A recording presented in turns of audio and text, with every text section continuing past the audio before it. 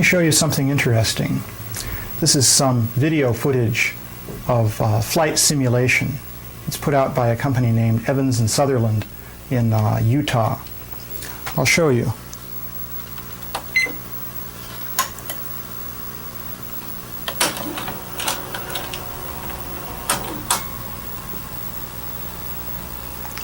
What you see here is a computer-generated image of an airplane in flight. Now we're seeing from the vantage point of the pilot. But the important thing to realize is that we're not just seeing pictures here. Actually, the pilot has controls, and as he moves his controls, the scene changes as though he were flying an actual plane. This is an actual three-dimensional simulation of a real scene. The pictures are not just two-dimensional pictures, but there's an actual model which is generated within the computer, and the pilot is seeing the model from a certain perspective, namely the perspective of an airplane, a simulated airplane. So in effect, the pilot is put in the middle of a simulated world. So here we see him flying over a forest, and now two planes fly by. Now in this sequence, we're going to see the fighter pilot make a simulated bomb run on a nuclear power plant. Watch what happens. He's looking for the plant, veering this way and that. Here it is, it's coming up.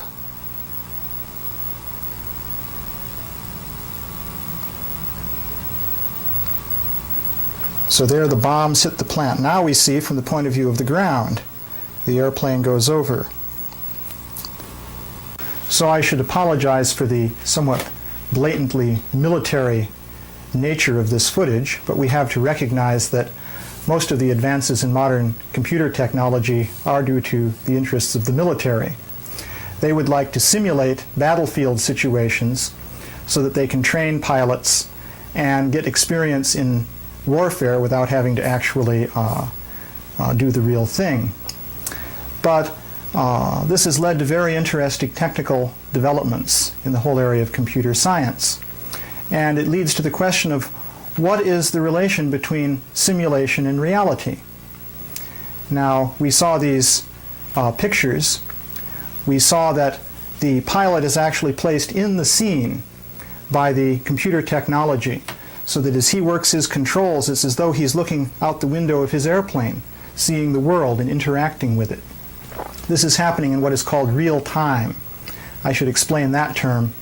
Real time means that as the events are happening, the computer is generating the pictures. This computer generates pictures at 60 frames per second of the changing scenes, so that you actually see it in natural order of events. It's not merely a recording of something that was computer generated earlier. So this question of computer simulation is a very interesting one. In the very beginning of the modern age of computers, people were thinking of even more ambitious simulations. Here we're just simulating the flight of an airplane over an area of terrain, but then people were thinking of simulating an entire human being. This started with a British scientist named Alan Turing back in the 1940s. He was interested in whether or not a machine could think. And so he was describing how you might simulate a human being using a computer. In such a simulation, all of the different aspects of the action of the human mind would be duplicated within the computer. And Turing argued that if you could do this, in effect, you would capture the reality of the human being. Now, the idea behind that is that the essence of the human mind, or the human being, lies in the relationships between little parts that make up the human mind. This is the idea that the mind is equivalent to the brain and the action of different elements within the brain. So later on, these ideas were developed over many years, and in more recent times, this idea of artificial life has been introduced. Recently we went to a conference in Santa Fe, New Mexico, put on by Los Alamos National Laboratories, mainly the sponsors came from there. And the theme of this conference was creating life within a computer. The idea is that you create an entire world, a simulated world or simulated reality within a computer, and within that simulated reality there are simulated creatures. Just like here we saw the landscape with buildings and so on. These buildings are actual three-dimensional models represented on a three-dimensional model of the terrain. So the model has all the different relationships within it corresponding to the reality which is being simulated. So the basic theme in this conference was that life, in essence, is a set of relationships. This is ultimately the materialistic idea that life is just a matter of a combination of molecules. When the molecules are combined into certain relationships, then that's life.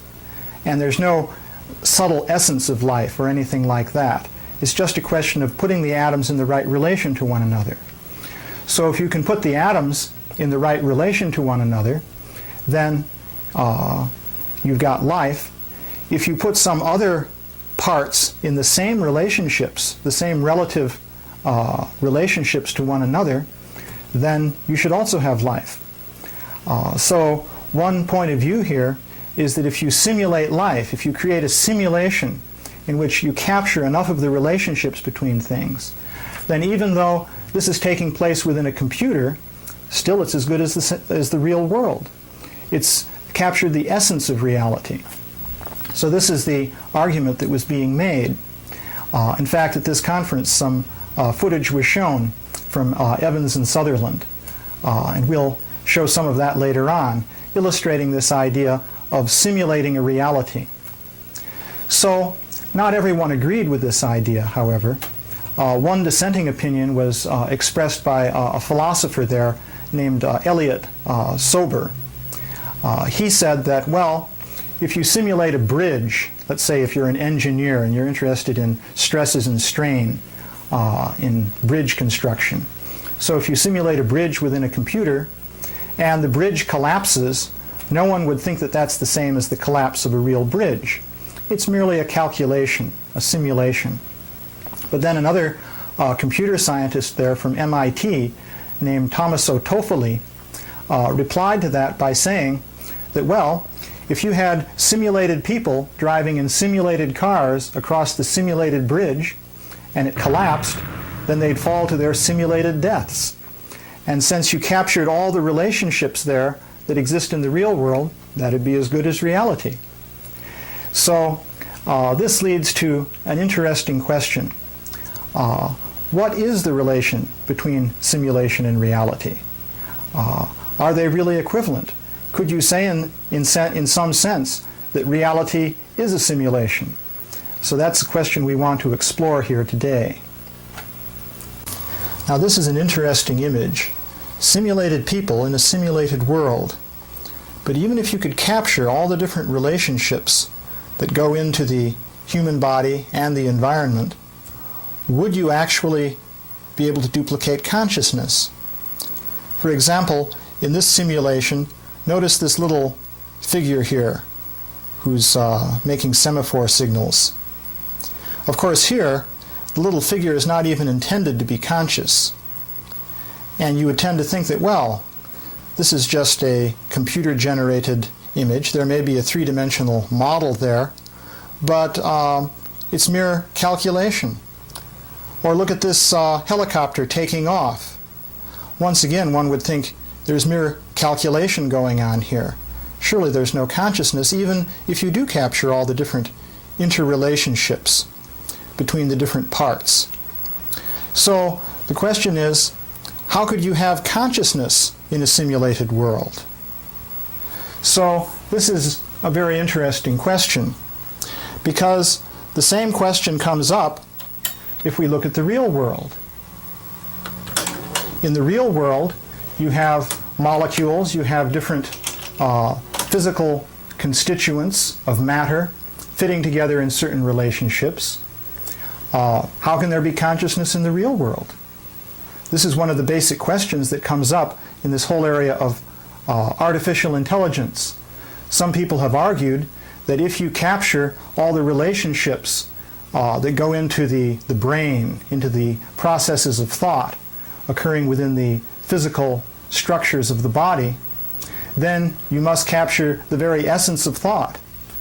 But what about consciousness?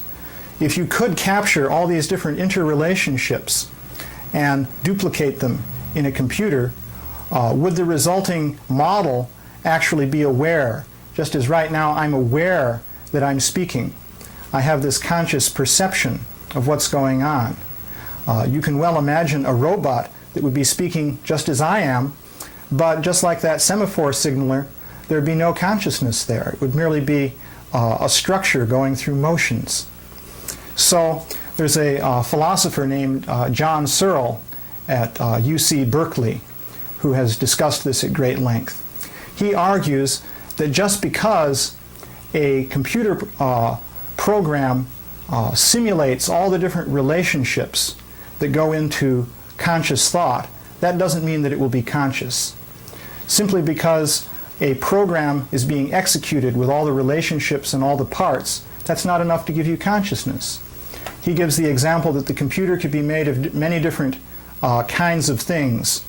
And he gives his famous Chinese room example, in which the computer consists of a group of people exchanging notes on slips of paper, which give answers to questions posed in Chinese, and yet the people themselves who are executing this program don't know anything about Chinese. So he asks, would there be consciousness there of translation or speaking of Chinese or answering of Chinese questions? And he says, well, if there is such consciousness there, where is it? The individual people are not aware of Chinese. The group of people as a whole presumably has no awareness, it's just a crowd of people. So just because a program is being executed, he argues that you wouldn't have consciousness. But now when it comes to the brain, he makes a different point. There he says, well, consciousness is there in the brain because of the basic brain molecules that are there. If you have specific polypeptides and so on within the brain, that will generate consciousness. But now again, if you go to an organic chemist and ask him, well, what is the essential thing about a molecule, say a polypeptide, he'll say, well, it's structure, it's the relationship between the molecular components. So we're back to the same question again. We have relationships between molecules, or relationships between electrical currents forming patterns within a computer. What's the real difference? In either case, you just have relationships. So you can raise the question then, well, how is it then that you have consciousness in the brain?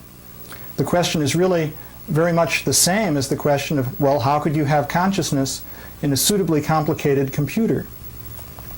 Now, the interesting thing is that it may be that modern computer science has inadvertently handed us the answer to this question.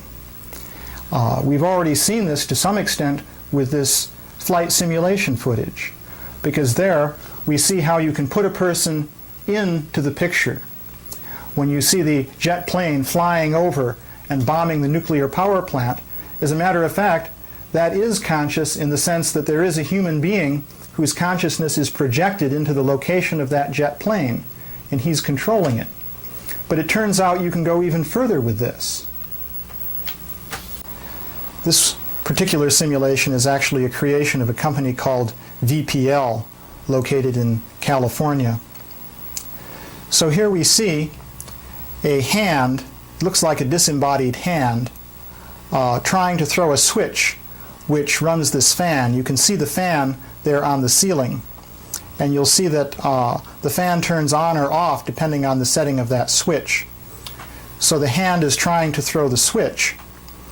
But the important thing here is that this hand is connected to an actual person.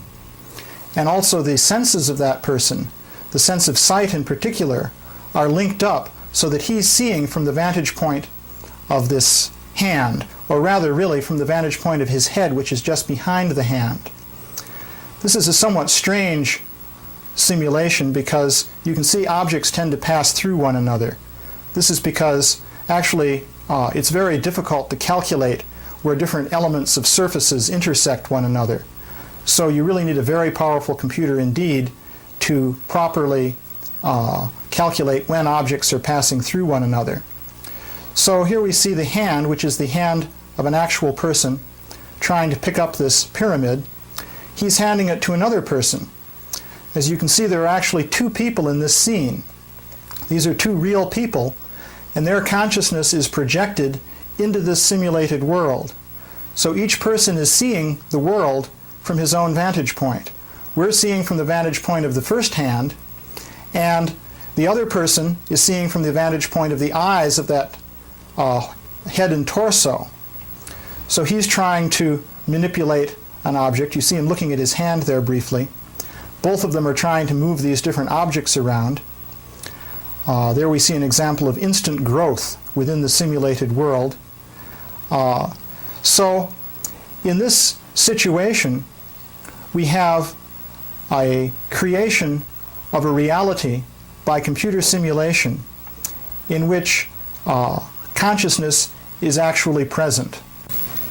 So how is the consciousness of a human being projected into the simulated world so that the human experiences himself or herself as actually being in that world? Well, this is done with the use of appropriate interface apparatus. In the case of an ordinary computer, a person has an interface. He has a keyboard with which he can give instructions to the machine and a screen so that he can see what's going on within the machine. So here one simply needs a more direct and a more complete interface. In this still rudimentary system developed at VPL, there are basically two elements to the interface. The first is a thing called a data glove. The person wears a glove on his hand which has optical sensors which record the exact movements of his finger joints. So this makes it possible to project the movements of his hand into the simulated world. And the person is wearing a device which they call iPhones. It consists of two TV screens which go directly over the eyes. These screens enable the person to see from the perspective of the simulated body within the simulated world.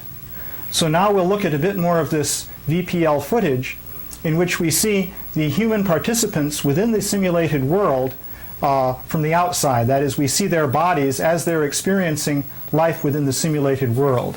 Let's take a look at that. So here we see a person wearing these iPhones. There's the data glove. Now we see superimposed the person and the simulated hand in the simulated world. As you can see, the hand is moving as the data glove is moving. So the person is not seeing both these things. He's merely seeing within the simulated world from the perspective of the simulated head within that simulated world. So here you see him operating within that world, reaching for things, grasping for things that are in the simulated environment.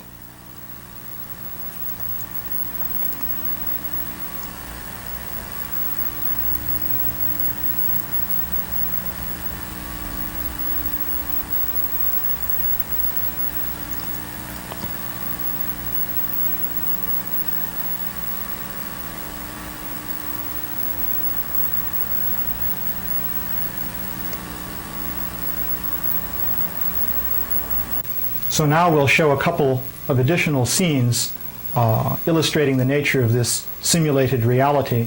The first thing we'll show is an example of two people trying to shake hands within the simulated world.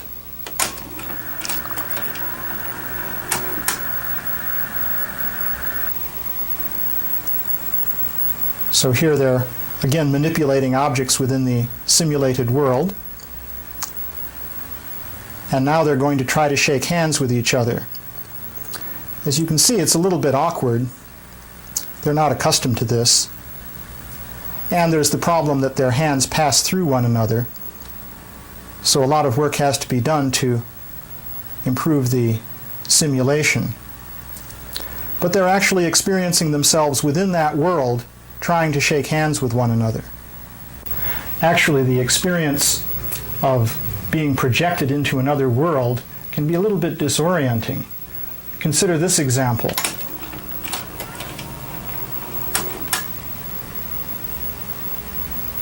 Here we have a person who's projected into a simulated world, and as you can see, literally, he's experiencing another reality.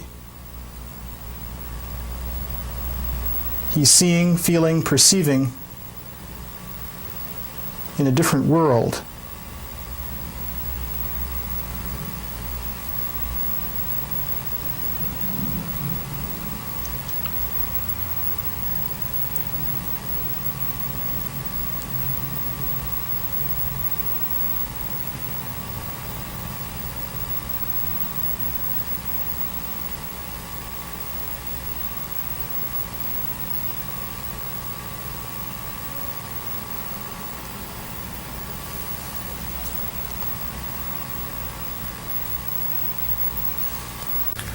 This leads to interesting questions involving the psychology of conditioning. Here we see a person in a simulated world who is experiencing a new sensory realm. The relationships between the different sensory inputs that he is receiving and the elements in the simulated world may not be exactly the same as in his ordinary experience. So one question is, will this always seem unnatural to the person? Or will the person be able to adopt to the simulated world so that that becomes natural for him? Well, there's an interesting experiment that sheds some light on this. At the turn of the century, a famous experiment was conducted in which a subject wore spectacles that inverted the world. To start with, there were the inevitable errors.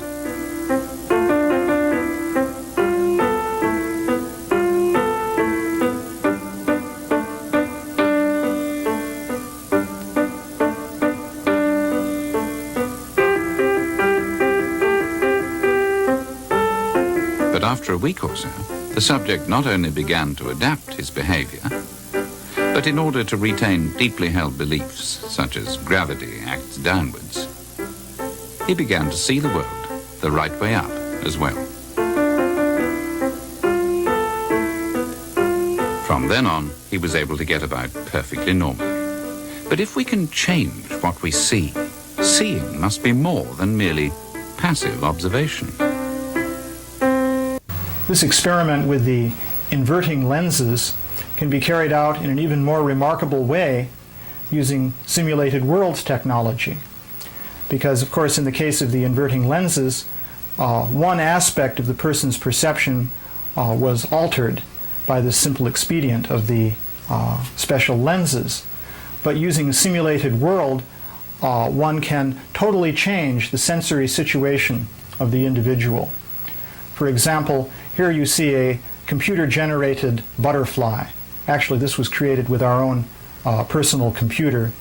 But you can imagine a simulated world in which the senses of the individual are projected into the butterfly so that the person actually sees from the perspective of that simulated butterfly. And also you can imagine that the person's tendency to move will cause the wings of the butterfly to flap or the legs to move and so on. So the person could actually experience the world from the sensory viewpoint of a butterfly. And the question could be raised, could the person adapt himself to that situation? That is, would it eventually come to seem natural to him, or would it always remain completely artificial? One could actually investigate this experimentally. I suspect that one would find that the person in many cases would be able to actually adapt himself to the simulated environment. Actually, this is similar to what happens when you learn to drive a car. Initially, the motions that you're producing with your hands and feet are unnatural, and one has to think very carefully about how certain motions translate into certain movements of the car. But after a while, it becomes second nature. So this idea of introducing a person into a simulated body involves a number of interesting questions. One point that we haven't brought up thus far is the question of the brain of the simulated body. In the simulations that we've seen, the simulated body does not have a brain. The external senses of the individual are directly routed to the external senses of the simulated body. And thus when the person moves his hand with a data glove, the simulated hand moves exactly in the same way. However, in more sophisticated simulations, such as the one I was just describing, it would be necessary actually to have a simulated brain going along with the simulated body. The idea of a simulated brain in a simulated body is not new. Actually, people are already doing experiments in which they simulate a brain and a nervous system using a kind of mathematical model called a neural net. And this neural net controls the motions of a body within a simulated world.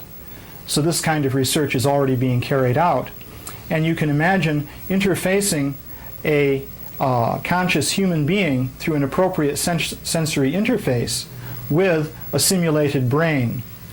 In that case, this person could be operating within the simulated world, using that simulated brain. So here we see an example of a seagull taking off. It's a little bit of video footage that we took. Imagine what it would require for a person within a simulated bird body to be able to fly. Obviously, it wouldn't do to have the person flapping his arms so as to control the flapping of the wings. That would be too awkward. But if some appropriate stimuli, even perhaps taken directly from the nervous system of the individual, were to control the brain of the bird, then that in turn could control the flapping of the wings. In one sense, this is already being done with these flight simulations, because in a flight simulation, you'll have a automatic pilot which is controlling the motions of the plane. The pilot in the simulator is controlling the automatic pilot, and that in turn controls the plane. So it's actually possible to introduce a brain into a simulation. So this leads to further questions. For example, when we do something in this world with our ordinary brain, we learn, and the brain becomes modified so as to reflect that learning. So if a person was linked up to a simulated body with a simulated brain, one can ask, well, would that simulated brain be learning? Of course it would. The person would be learning with his own brain, and he would be learning with the simulated brain. And it would be interesting to see, for example, which one learned more, or to what degree the learning was apportioned between the two different types of brain. So all of this leads to, once again, this question of the brain and consciousness, which we'll now come back to. The question is, could it be that the reality in which we experience our day-to-day existence is itself a simulated reality? Could it be that we are actually conscious entities projected into this reality of our experience in much the same way as a participant in a simulated world is projected into that simulated world through some appropriate sensory link-up? Of course, it may seem that this is a fantastic idea. But if we think about it, we can see that this idea is not actually so fantastic at all. Let's just review some of the ideas about simulated worlds that we've already been considering. We've considered the idea that the essence in producing a simulation is to duplicate the relationships which exist within the real world. And we considered that the essence, as far as modern science is concerned, of what you have in the real world is relationships between parts. The essence then of life is that of relationships between molecular constituents and the various components that make up the body. And this applies to the world in general. So if this is so, as we've already argued, the world in a sense is a simulation. But there's this one missing element, the element of consciousness. How does consciousness get introduced into the simulation?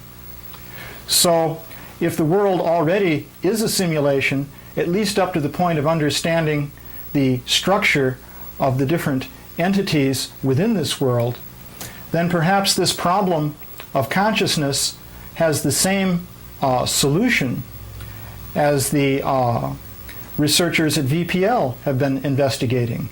Namely, that you can introduce the consciousness of an already existing entity into the simulated world through an appropriate apparatus. Of course, this has very serious implications, because it suggests, first of all, that if this is just a simulated reality, there must be some real reality, actually real reality, beyond this.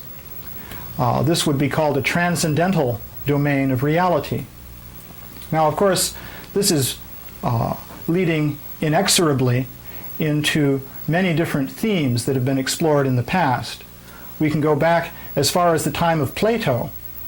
Plato, of course, had his famous story of the cave, in which you had a person, a number of persons actually, chained within a dark cave.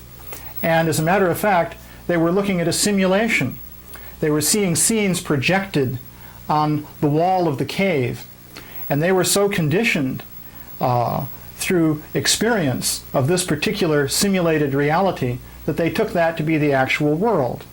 And then the story goes that somebody came in from the real world outside and tried to explain to these people that you're just looking at a simulation, and they wouldn't believe him. So similarly, we can imagine a conversation taking place between two people within a simulated world. Imagine that this is a very realistic, advanced simulation of the kind that might be developed in the future with much more powerful computers. So the first person is basically a person who understands his situation. He knows that he's merely participating in a simulation. But the second person has forgotten this. He thinks that his actual reality is within the simulated world. So you can imagine them having a conversation in which the first person says, well, actually this world is unreal, and my true existence is beyond this world. And then the second person could reply, well, what do you mean? Show me this world beyond that you say exists. I don't see it. And the first person could reply, well, of course, wherever you look, you see the simulation, because your senses are completely hooked up to this simulation and channeled through it, so that's all you can see. So you can imagine how that conversation would go. It would be very difficult for the person who was trying to argue that he had some reality beyond that simulated world. It would be very difficult for him to convince the skeptic, and yet it might actually be true that he belongs to a different world. Of course, an objection could be raised here, and that is that the world of our experience, this actual world, is running according to certain laws of physics. And these laws of physics do not contain any terms to allow for the intervention of some non-physical mind, which would then control a body within this world.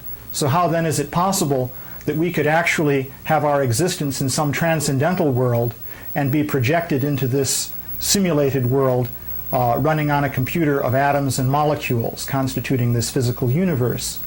So this objection can be raised. But the point should be made that you can have physical laws in a simulated world. For example, here we have some more footage from Evans and Sutherland showing a simulation of an automobile traveling over different kinds of surfaces. The laws of physics are used in this simulation to try and predict exactly how the automobile will respond in different real-life situations.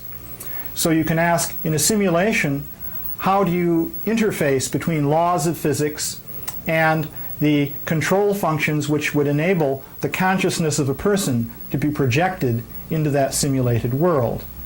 In fact, it's theoretically possible to do this. The reason that this is possible is that in the domain of the computer simulation, you're just dealing with computer programs, with software.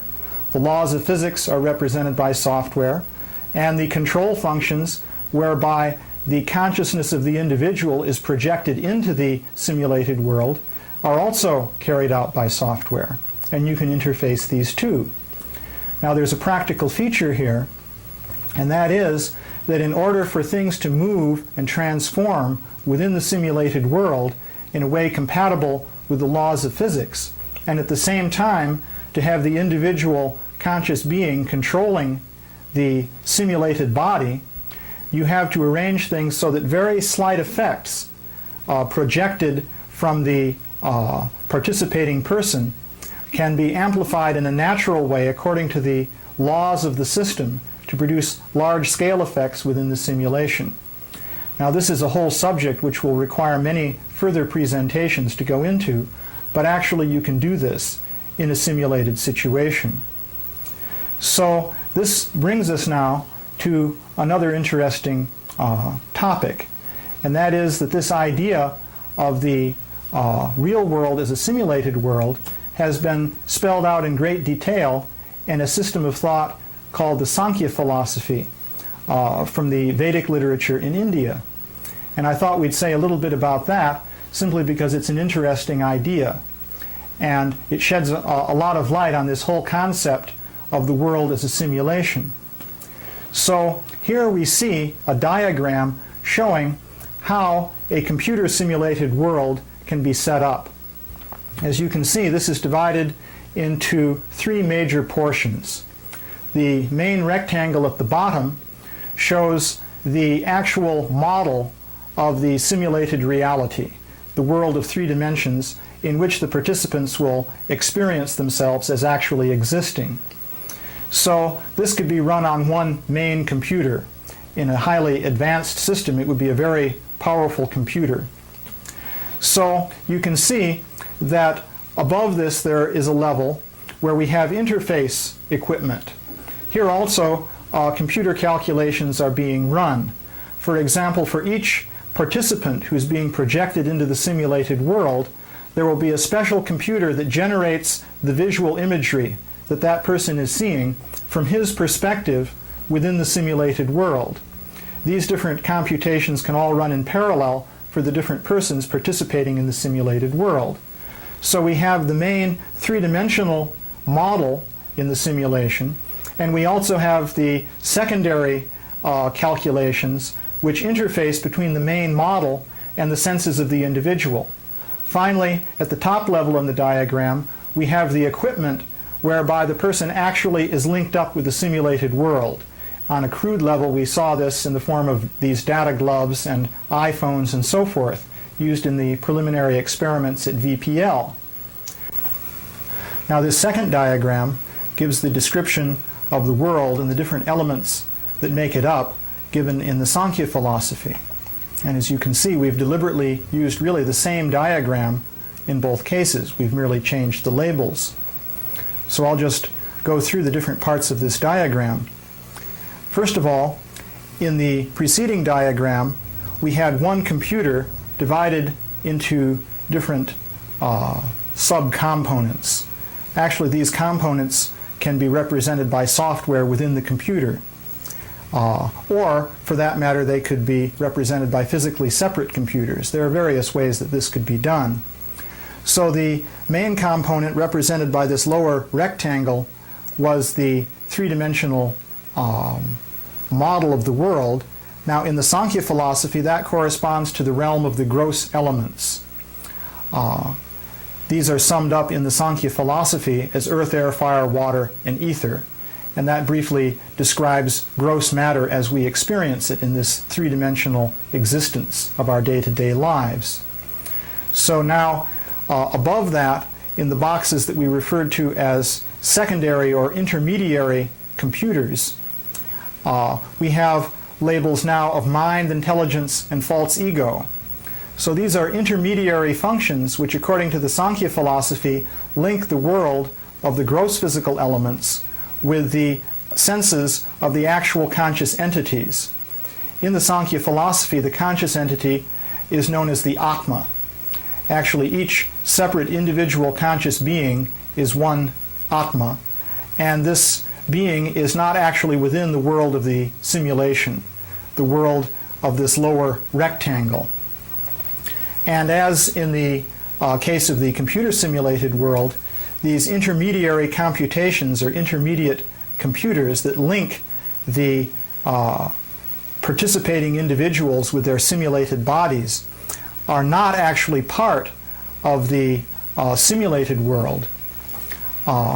So similarly, in the Sankhya philosophy, the mind and the intelligence and the false ego, these are functions which are not part of the realm of the gross elements. So many different parallels can be drawn between the Sankhya philosophy and the idea of a computer-simulated reality. Just to mention two other parallels, in the Sankhya philosophy, this world is referred to as the domain of Maya, or illusion. And you can see that, of course, a computer-simulated reality is, in effect, an illusion. Because in one sense it's not there at all, but just like a mirage or an illusion generated by a magician, it seems to be there because of the operation of the underlying computer. So the same idea is there when this material world is described as a world of illusion. There's the underlying computer made of this energy called, in the Sankhya philosophy, pradhan or mahat tattva. But the particular world of changing forms, in one sense, is actually unreal. And another parallel is the idea of this world described in the Sankhya philosophy as the world of names. We can draw an immediate connection or parallel between that and the computer-simulated worlds if we consider that in a computer-simulated reality, all you really have is symbols being manipulated within the computer. So in one sense, that's just a world of names.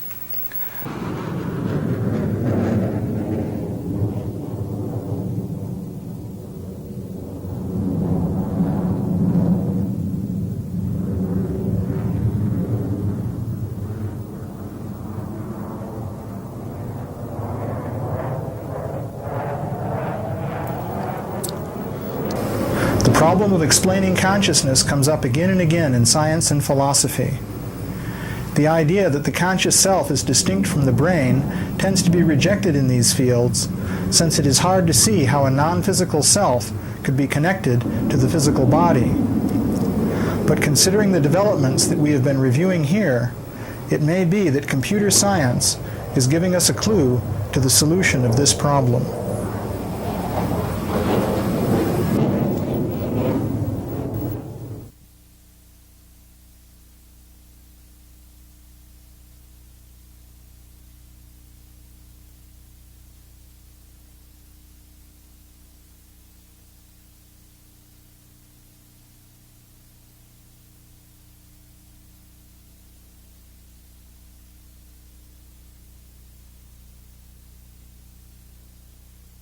If you're interested in the topics discussed in this video, you may like our books Maya, the World as Virtual Reality, Mechanistic and Non-Mechanistic Science, and God and Science. For more information on these and other books, videos and CDs produced by Govardhan Hill Publishing, please write to us at P.O. Box 1920, Alachua, Florida 32616. Call us at 386-462-0466. Fax us at 775-898-8310. Email us at info@sciencereligionbooks.com or visit our website at www.sciencereligionbooks.com.